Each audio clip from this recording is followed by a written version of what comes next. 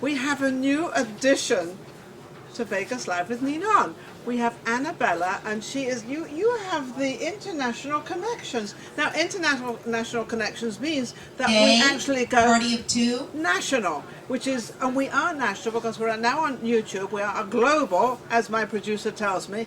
And I kind of trust him. He says we're global, so I guess we're global, we're out there. So we're going to be reaching an awful lot of people. So I brought Annabella in so that we can find out what's going on internationally. Absolutely. Now, where are you from? You're originally from where, Mexico? Well, I'm from Mexico City, but I was born in Beverly Hills, raised many years in Europe.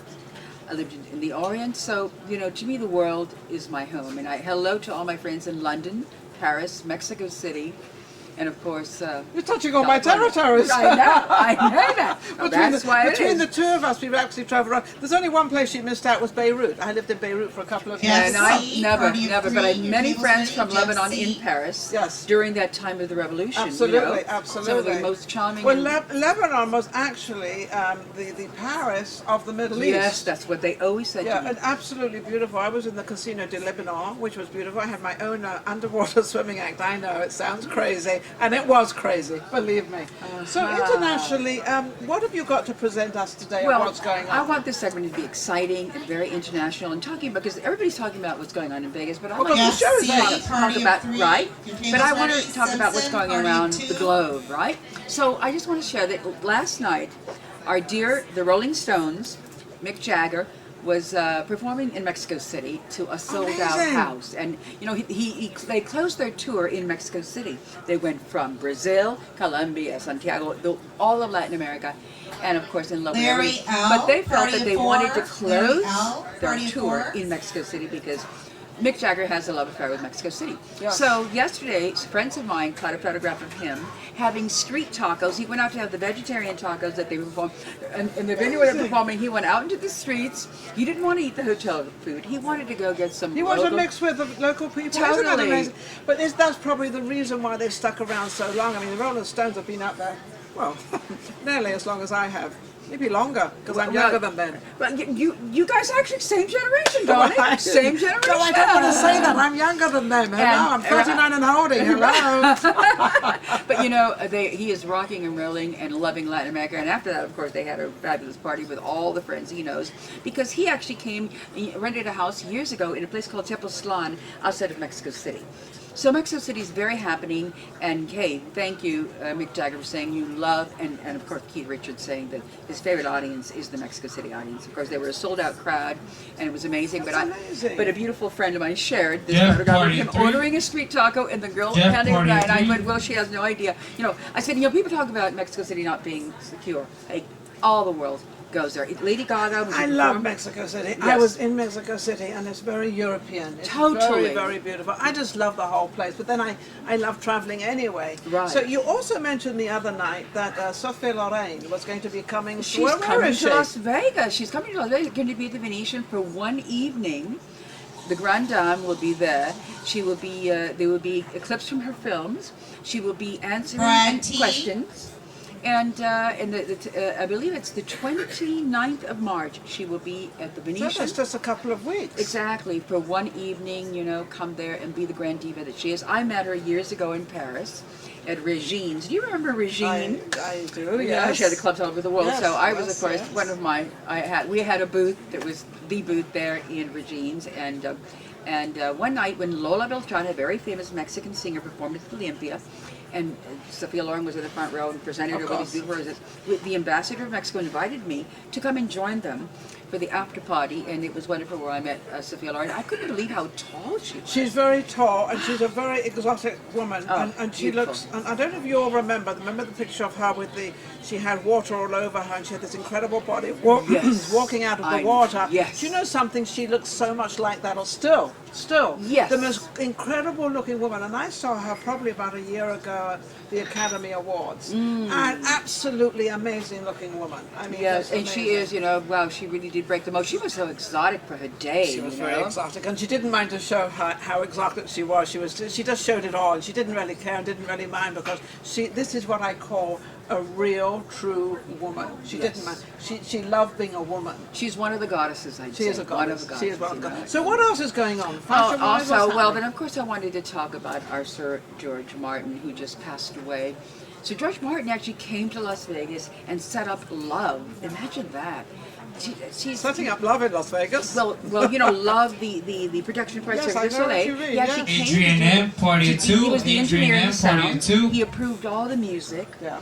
Brought his son, and I thought that was so beautiful. And I, if I'm not mistaken, he was here recently with Yoko Ono and Yes, he George was. Yes, George he was. Because Harrison. they had the photographs and everything. Yeah, exactly, and just came to revamp it, and amazing. It was almost like a goodbye. Yes. Because, you know, if anybody refined the sound of the Beatles, it is Sir George Martin.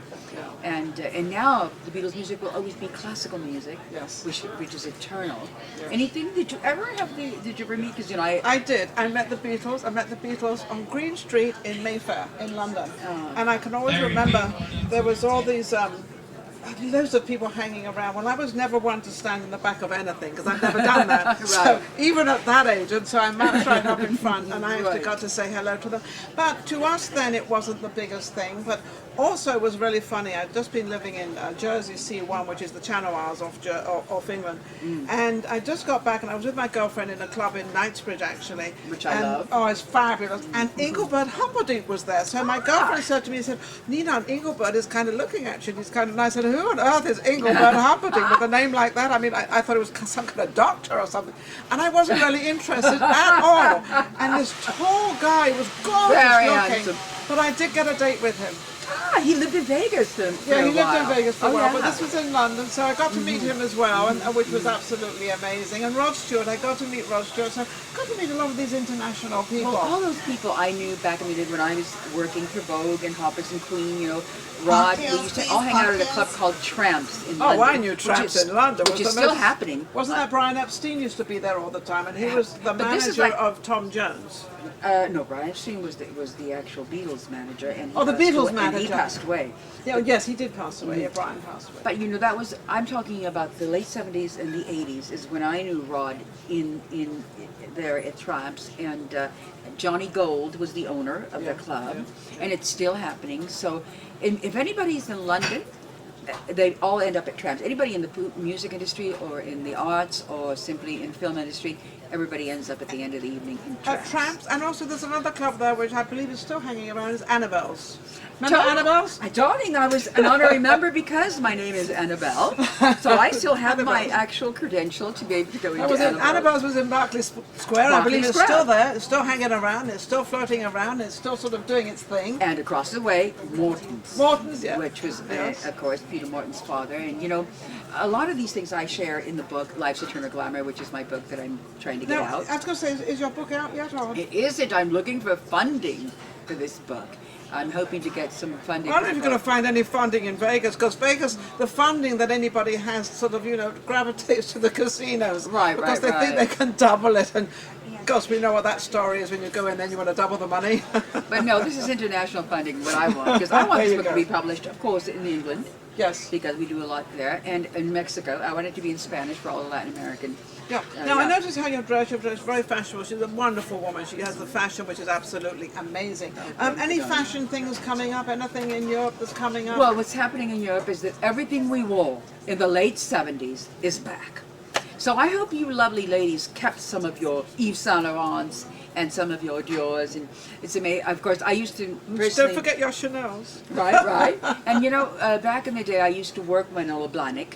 Yes. And I ended up giving all my Blahniks away. I'm sorry I did that. I still have mine. Really? I'm a hoarder. I love it. My house, all the closets are full of my clothes. I can imagine. I want to come over And one I day. let them all sit them there. They all sit there, and I said, I'm going to come back and I'm going to wear them. So And they're back. they're back. So then Yeah. they're back. I'm back. We'll get them out of the closet. You know, again, the false eyelash is back very strong. The everything that the women wore in the 60s in makeup and fashion in the late 70s is what's happening. I think so it's a I combination. agree. And also what I want to say is I think what you're saying is I think the glamour is coming back for women. I think women are starting to forget the jeans, forget the flip-flops, forget all the crazy grays, stuff. Those gray T-shirts that people, and I see this. In fact, we were at Perino's the other night, and I saw a lot of women came in. They were really nicely dressed, and I thought, hi, this is really cool. Isn't that great? Yes. Because I hate to say this, but we were the chicest women there. No.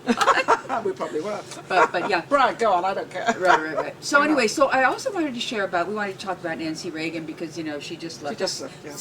I mean, they, within days apart, Sir Martin, and of course Sir George Martin, and then of course Nancy Reagan, who I love because, you see, I'm an astrologer, I'm a life coach, I teach people, I teach people about their energy and where they stock, are they working more with the intuitive side of the brain or the left, and she, during her reign in the White House, she had an astrologer live on the property. Yes, she did. Totally. That was a big thing about it, actually, in the papers, that she shouldn't have this, and she goes by astrology and everything else. That's how she made all her moves. She wouldn't let her husband go out and give a speech or whatever, an address. If it wasn't the right time. Totally.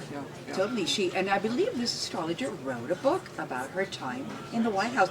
Her name eludes me. There are so many names, but I don't remember her name. It's a good time to look up the name because she was a brilliant woman. I believe the woman came from San Francisco, if I remember rightly. There was somebody that was in San Francisco. I'm not quite sure, quote unquote, I'm not sure. So what I loved about Nancy Reagan is she was the first lady that was on the cutting edge because as conservative she looks, she believed in the moon and the stars.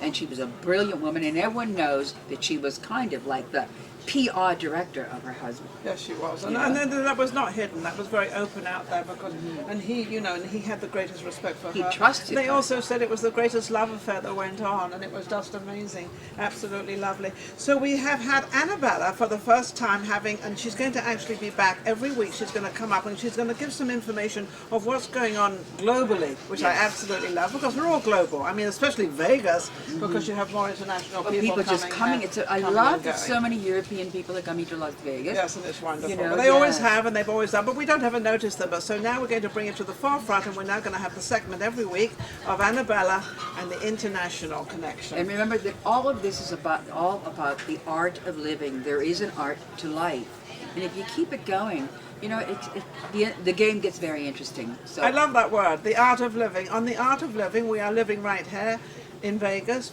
Live with Ninon. We're down at the Peppermill, and we will be back. We have another guest coming on. We'll be back with Vegas Live.